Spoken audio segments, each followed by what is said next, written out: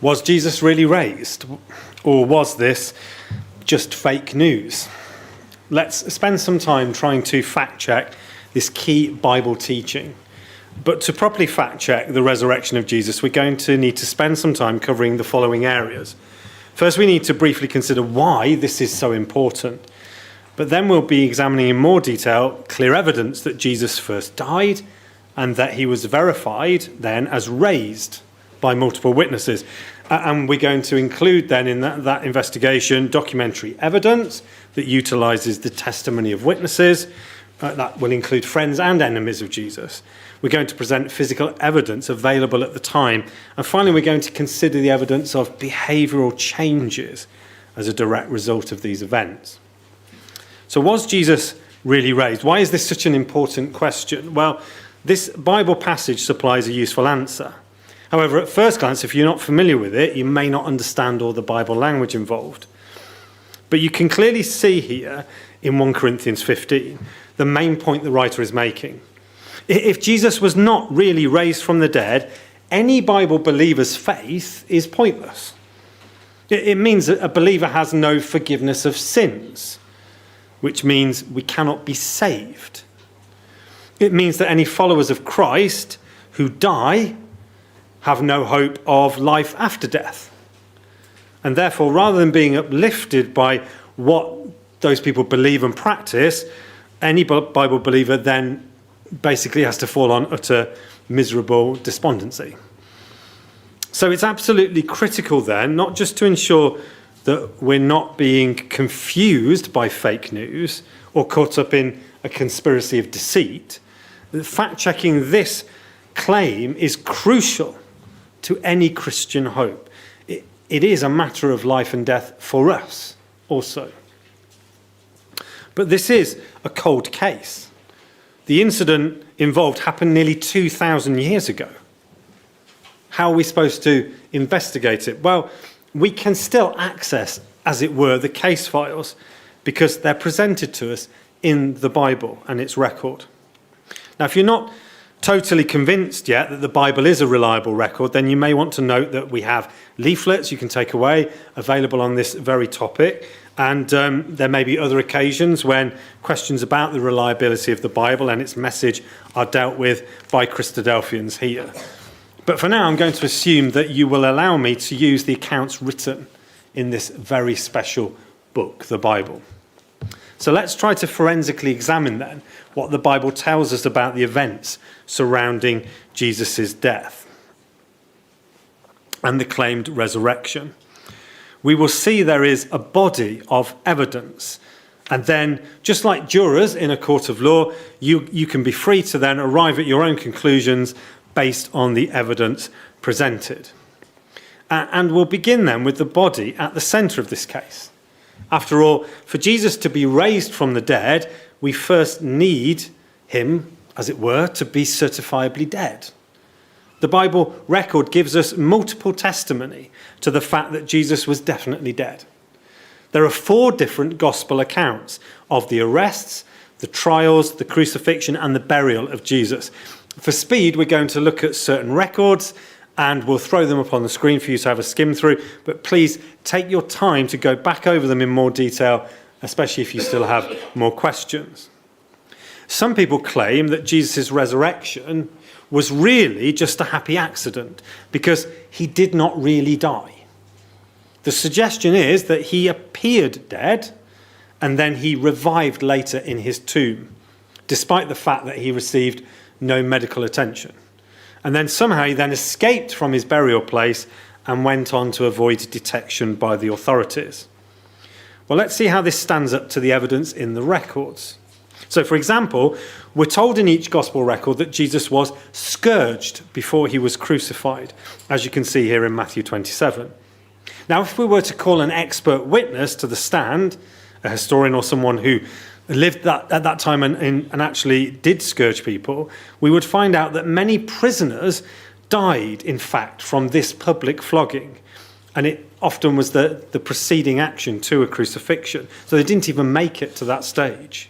The Roman senator Cicero describes it in his writings And the biblical scholar Alfred Edersheim sums up Cicero's harrowing description of scourging by this phrase, the intermediate death. That's how bad it was. Now, Jesus was so wounded and exhausted, the record declares that he could not carry his cross to this place of execution. And a passerby was compelled by the Roman soldiers to help carry it, as we can see here in Matthew 27 once again.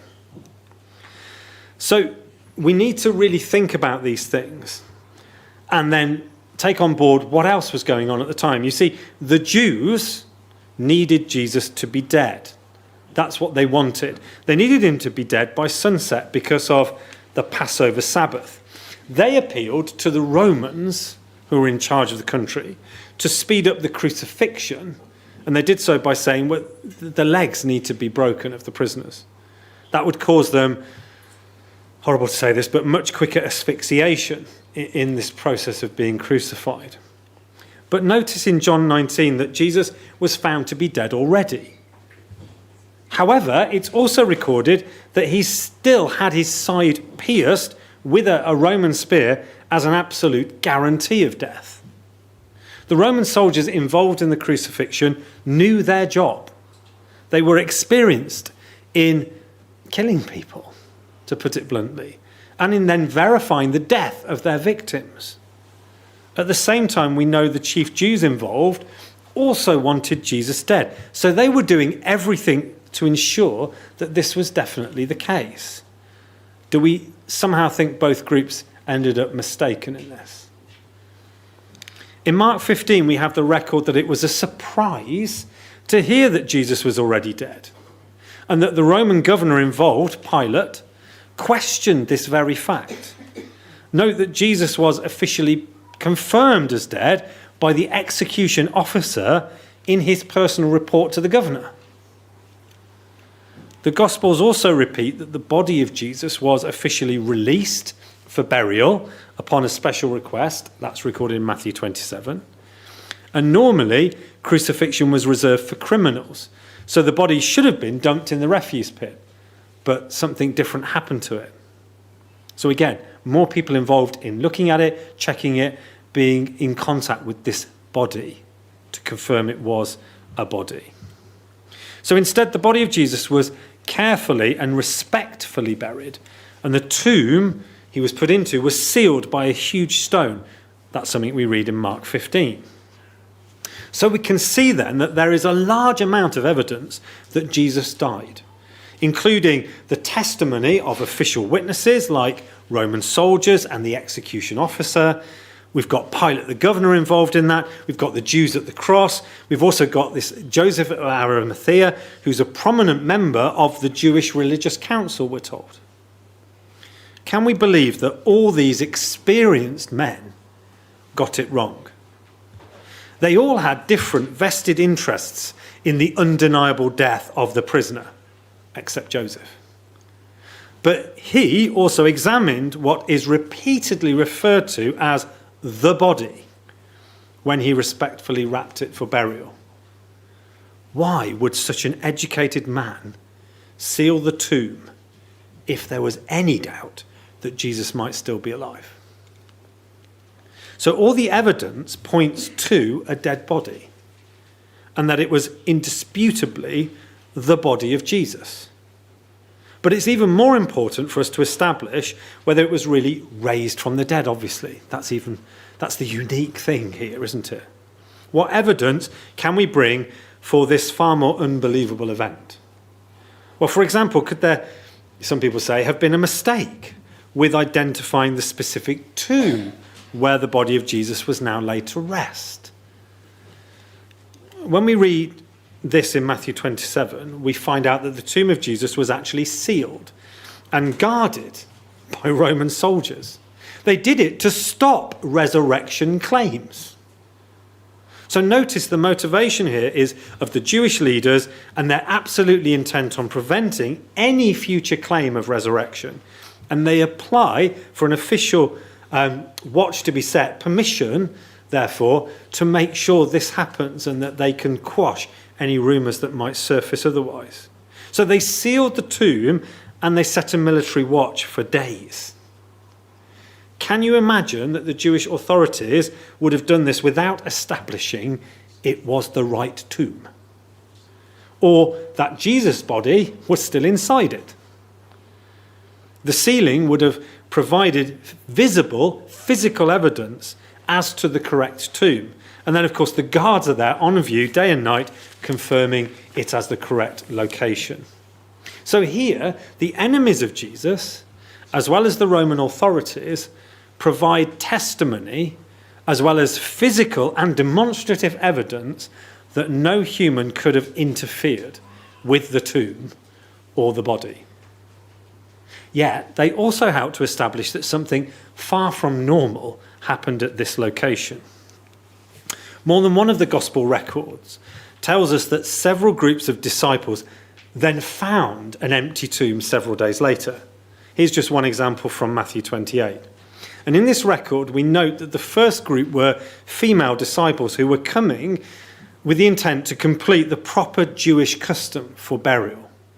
That was because this had not been possible on the day of crucifixion or on the Jewish holy days that had occurred since.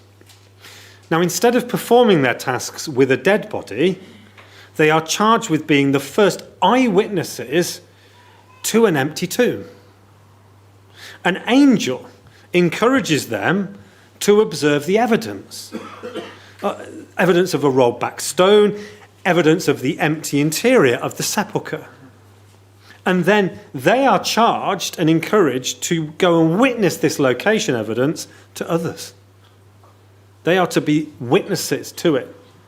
And notice that it's also confirmed that they will see other evidence, evidence of a risen Jesus elsewhere in Galilee. Now, in another gospel record, Luke 24, the women's account is not trusted by the male disciples when they share what they've seen, what they've been asked to do by the angel. So we read that several men then run to establish the facts for themselves. Fact check. We can also compare John 20, which gives a fuller account, including another disciple's name, the writer of that record, John, the disciple. Now, we note that the women were encouraged to view the empty tomb, and now we note that Peter observes the additional physical evidence inside the tomb of the linen that we're told Joseph had bound around the body previously. So we're being provided then with multiple witnesses to an empty tomb in these records, as well as other evidence alongside. But could they have been mistaken, as some would suggest? Or is it worse, did they make up this incredible account? An account that involves earthquakes and angels? Surely it would have been easy to actually discredit some of that. The earthquake claim for a start. And then the Jewish and the Roman authorities could have countered the other extraordinary claims by a simple testimony from the tomb guards, or by just showing the evidence of the tomb still being sealed and actually containing the body of Jesus. They could have even opened it to prove that. What do we read instead in the case studies? Well, in the information we have, we read that they attempted a cover-up. It's there in Matthew 28. The authorities heard what the tomb guards confessed, and then they make every attempt to cover it up. It's the very thing the Jews had been desperate to stop, hence an official Roman guard at the tomb. And yet they're so convinced by the testimony and evidence presented by the guards that they have to fall back on what we read here, bribery and false reporting. So note what it tells us. They took time. They gathered all the most experienced minds together to discuss what they should do. And incredibly, after such counsel, this is what they settled on as the best course of action. We have to ask, why would they use a story of body stealing if they still had a sealed tomb and a dead body as clear evidence? Why would they pay out a huge bribe to the guards unless they felt that was absolutely justifiable in the circumstances? When you read carefully, they're even willing to lie to the Roman governor, perjure themselves to cover up this empty tomb. Their statements to the guards was to reassure these professionals that they would back them up, that those guards had an insurance policy once the story was out. And that's because the Roman soldiers, their own lives would have been forfeit if there was evidence of them sleeping whilst on official watch duty. The guards must have been desperate to allow themselves to be put in this precarious situation, and I think would only have agreed to it if they felt they would receive this guarantee of political support. So I think this provides us with demonstrative and testimonial evidence that something extraordinary had happened. The great lengths they go to explain an empty tomb and a lack of body show great desperation. If they'd had incontrovertible evidence to disprove the claims, well, they gave themselves time to assess that, didn't they? To provide that physical evidence. Instead, we're seeing that they rely on false testimonials achieved through bribery. And they chose to spread a story that presents the disciples, when we think about it, as highly organised, competent and courageous thieves, whilst declaring trained Roman soldiers as utterly incompetent and negligent in their duties. In other words, this cover-up is the actual fake news within this account of the events. But of course, this growing body of evidence no longer has a body as evidence. So how can we confidently claim that Jesus really was alive again? Truly raised, in fact, from the dead? With that challenge, we need to call forward more witnesses to the stand. They're going to testify that they saw evidence of a risen Jesus. Now, we've already considered that at least 4 close disciples of Jesus witnessed the empty tomb. 2 were women, 2 were men. This is important because under the law and customs of these days that they were living in, the women's testimony would not have held such weight as that of the men. We live in different times, but it's worth noting, nonetheless, that any doubters had multiple witnesses to confirm an absence of Jesus' body. But obviously it was an incredible thing to believe. The physical evidence of a man so cruelly, so publicly put to death only a few days earlier, now being alive again.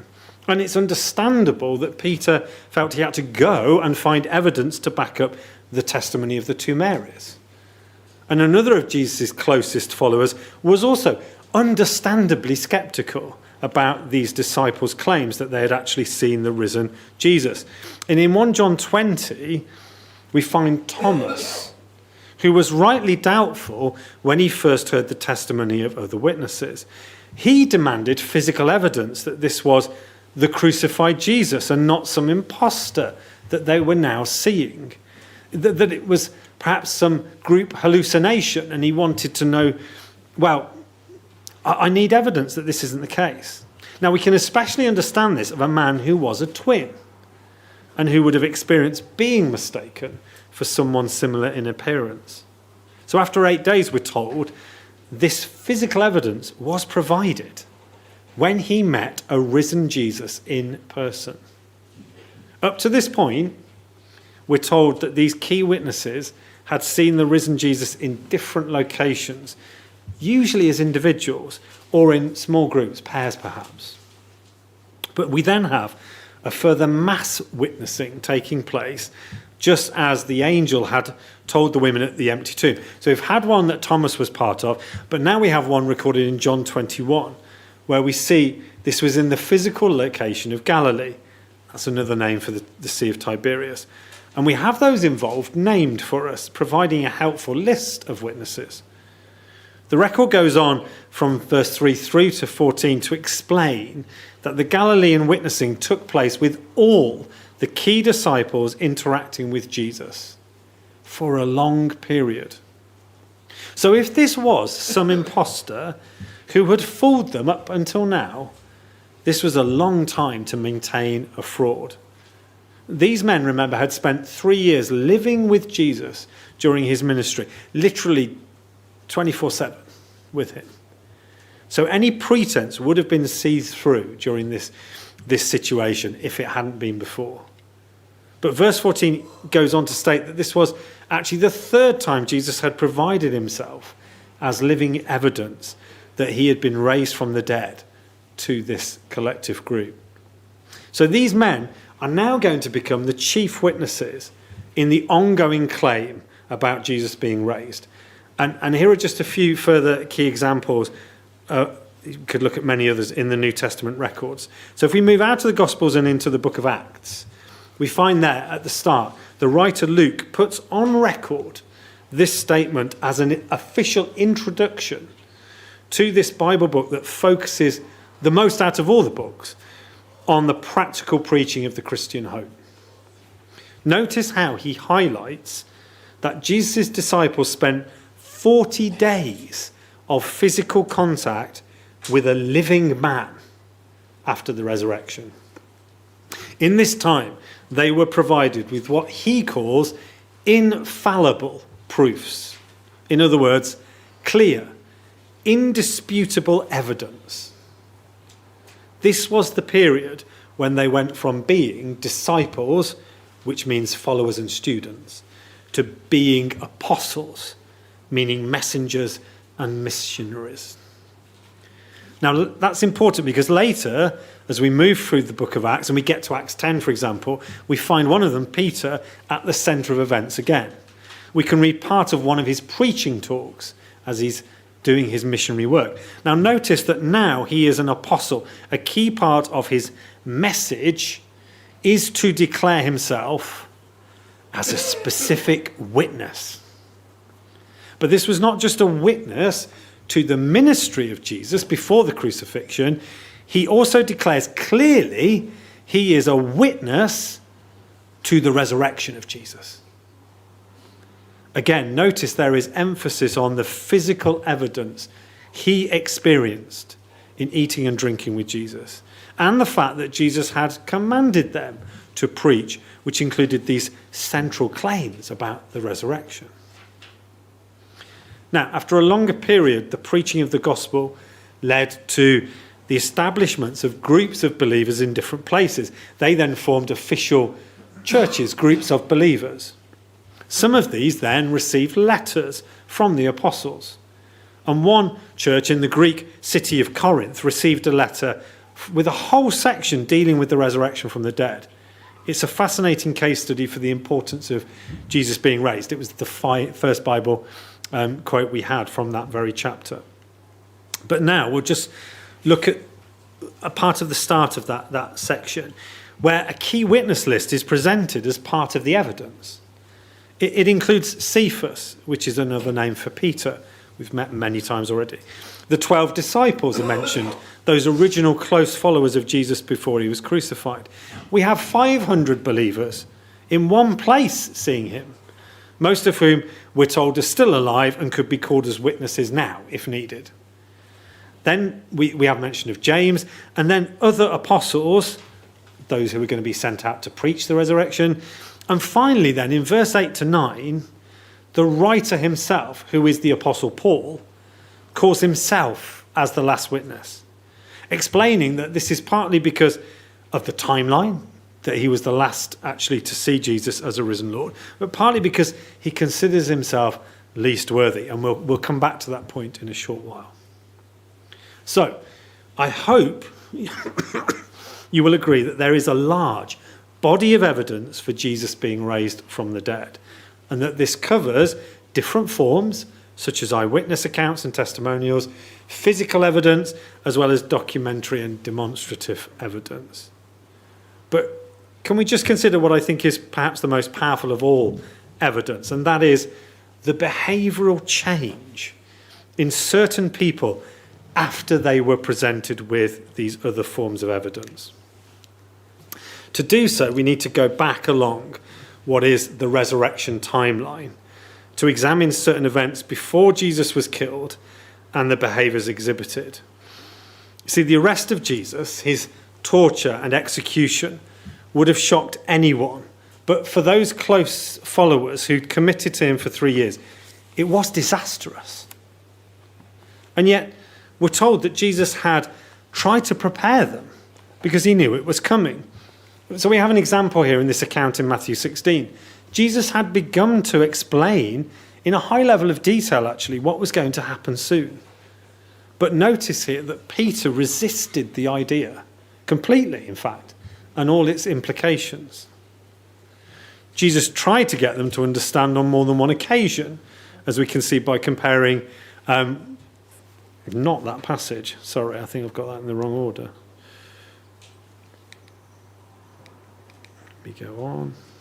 No, I've missed it out. I do apologise, I've lost one. You might want to look it up. Luke 18. Here we have a passage where it says that Jesus is providing evidence of the fact that he was going to have to go through so much and endure it. And that he does it by even discussing himself in the third person to help the struggling disciples cope with the challenging message. But again, we're told the disciples completely misunderstood the idea of Jesus dying and rising again. So, despite repeated attempts to prepare them, we find they reacted in a desperate and panicked way as things began to unravel and be fulfilled. So Mark 14 tells us that when Jesus was arrested at night in the Garden of Gethsemane by a large group of armed men, the disciples of Jesus abandoned him. Now, I'm sure we can understand that reaction. And when faced with a fearsome scene like that in the middle of the night, we probably would have done the same. As the account of the evening unfolds in Mark 14, Peter, who is repeatedly part of our case notes, did actually follow the arrest party. But then he proceeded to deny any connection to Jesus as he found himself accused of being a follower. Now, this happens 3 times in close proximity. And eventually he loses all control of himself. He swears and he curses at those who are trying to connect him to Jesus. So the behaviour of these men leading up to the execution of Jesus does not present itself in a positive light, does it? They'd failed to fully comprehend the idea of Jesus dying, let alone the idea he would be raised again after 3 days. Then they had physically abandoned him at his arrest, and Peter then goes on to deny him any connection with him 3 times and is not prepared to give any testimony of knowing him and being associated with Jesus during his trial period. Now, these men then had been at the centre of traumatic events. They were no longer acting zealously as followers of Jesus. Instead, they were seeking to hide, disassociate themselves, and we don't see that change for days.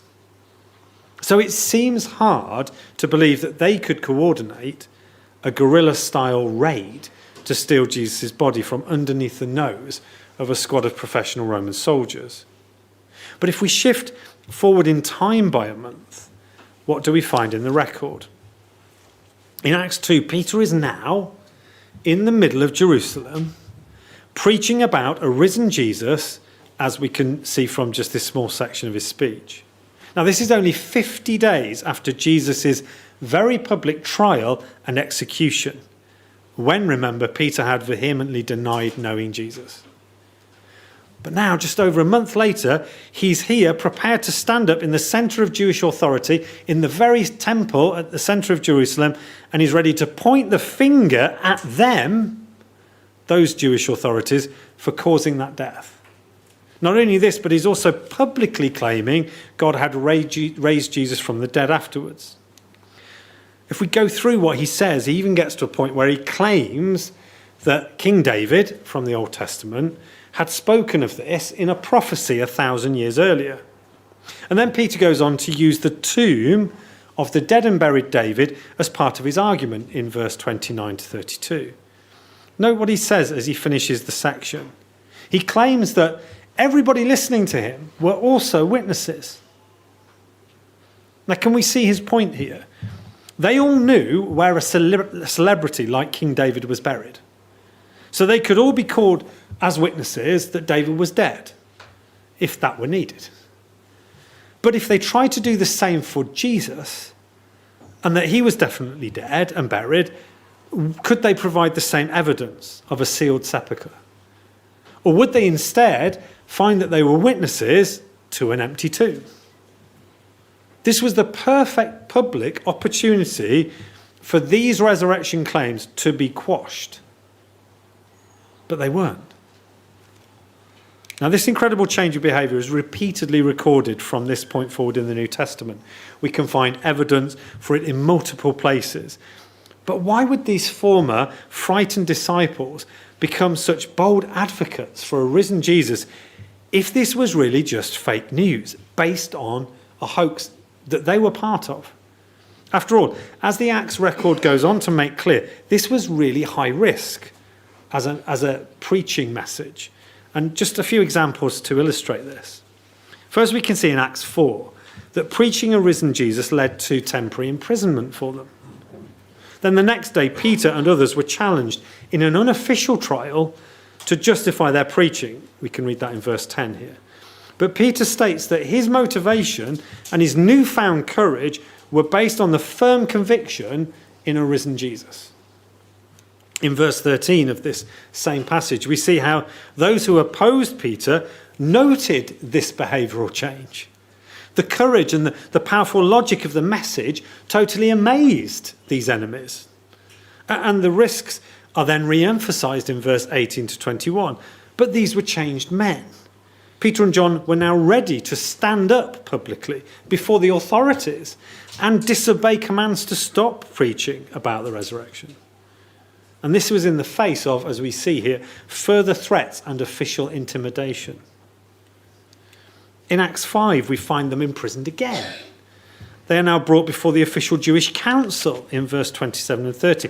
The authorities had commanded suppression of the message they preached, but Peter had carried on, openly pointing out that he needed to do this because it was obedience to God. Because he had clear evidence of the resurrection.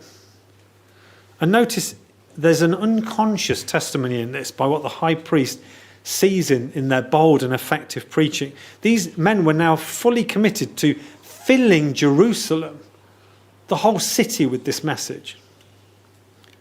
Peter goes on in verse 32 saying that as witnesses, and remember they're now in a court situation, they obviously needed to speak the truth. Rather than being forced into silence or to perjure themselves by lying. And that provokes the authorities to want to plan to kill Peter and the others, as we see recorded in verse 33. Now, other verses record how these Jewish leaders were counselled against plotting such an illegal act by one of their number. But it didn't stop them beating the apostles, trying to stop them that way, and commanding them again to stop speaking in verse 40. But verse 42 tells us the actual response of these men was quite the opposite, because they were changed men. Sadly, by chapters 6 to 7 of Acts, we have the record of the first death as a direct result of such preaching. Stephen, who believed the message of a risen Jesus and preached it, believing it was a message worth dying for. But now what we want to do is call a final witness to the stand. And the reason for that is this is the man whose behavioural evidence is the most incredible of all. And that's because he began as one of those enemies, one of the men who was so against Peter's preaching. So this is Saul, and he's formally introduced to us in the record in this way in Acts 9 at the beginning. Note how Saul's introduction presents him as the chief persecutor of Christians at this point in time. This man had an official commission to arrest any believers, and he actually hated them so much he wanted to murder the disciples. But Acts 9 goes on to record how Saul was then called by the risen Jesus, was actually converted on the road to Damascus. Years later, he gives an account of this as part of his own defence in a formal Roman setting, recorded in Acts 26. Just note some of his points in verses 8 to 11. This is a man confessing, on one hand, to incredible negative acts against any follower of Jesus, including being a witness against them in trials that led to their deaths for what they believed. But now this man emphasises his change of behaviour and how he moved from one pole to the other. For now, we might note how he summarises his preaching message in verse 22 to 23. Here is the former chief persecutor who had been witness for the prosecution, standing up and declaring before a Roman governor that he has become a prime witness for the defence. If we had time to examine his many letters in the New Testament, we would see that Saul, whose name was changed to Paul, builds his preaching, his teaching, his practical Christian advice around a risen Jesus. He is the writer of 1 Corinthians 15 that we looked at previously, and he declares himself as a witness of the resurrection there. Paul's testimony, whether verbal, documented or behavioural, is an astounding body of evidence. But this is one of the most incredible in many ways. Because just look at what he endured to preach a risen Jesus across the Roman Empire. He puts this on record himself in 2 Corinthians 11. Who would endure so much, make such sacrifices for a hoax, for fake news? Would one of Jesus' sworn enemies and persecutors be ready to embrace these things unless he was totally convinced? And if there had been evidence against the resurrection, this man was on the inside of officialdom during that key period. So he would know if it was fake news. He of all men is in a position to properly fact check this claim. And this is where he ends up, and what he ends up experiencing, because he is convinced Jesus rose from the dead. These are some of his last recorded words in 2 Timothy 2. We can note that at the end, the resurrection of Jesus was still his key message as he awaited his own execution for preaching this idea. He declares that it is a message worth dying for because it is his hope and his reassurance. So as we draw our presentation to a close, hopefully you will agree that we have seen that there is a large body of evidence, clear evidence, I hope you've seen, from his enemies and his friends, as well as impartial parties involved, both that Jesus absolutely, definitely died, but also that he clearly rose again from the dead. The enemies of Jesus relied on intimidation, punishment, imprisonment, execution even, to try to suppress this message of a risen Jesus. They didn't use any physical evidence. Instead, they created fake news to counter the testimony of multiple witnesses claiming to have seen a risen Jesus. The resurrection of Jesus was factual as far as the disciples were concerned, and this was because they had witnessed on multiple occasions and in different ways that he had been raised. This completely changed them, their attitudes, convincing them to preach openly throughout the world, even when persecuted and killed for that faith and that message. The clear evidence even caused the conversion of the chief persecutor, turning him into a chief advocate for a risen Jesus. So I believe there is so much clear evidence that Jesus really was raised. But this is more than just a cold case being reopened by us. As the converted apostle Paul said in 1 Corinthians 15, if Christ is not risen, your faith is futile. You're still in your sins. Then also, those who have fallen asleep in Christ have perished. If in this life only we have hope in Christ, we are of all men the most pitiable. So whether Jesus really was raised really does matter. But let's turn Paul's statements on their head and think what we see. If we've been convinced that there is clear evidence that Jesus really was raised, then our growing faith is not futile at all. If Jesus really was raised, then we do not have to remain trapped by our sins. If Jesus really was raised, then those who fall asleep in Christ, that is, believers who die, have not perished, but instead they also share the hope themselves of being raised from death. And if this is the case, we of all people are the most blessed and should therefore be the most joyful. If you want to find out more about what the resurrection of Jesus really means for you, then you may want to read these leaflets alongside your open Bible, of course. Hopefully you will begin to see even more evidence for why so many people change their lives to believe in a risen Jesus, and why it continues to be so important to preach a risen Jesus to others. May God bless you as you continue to consider the life-saving gospel message that is centered on a risen Jesus.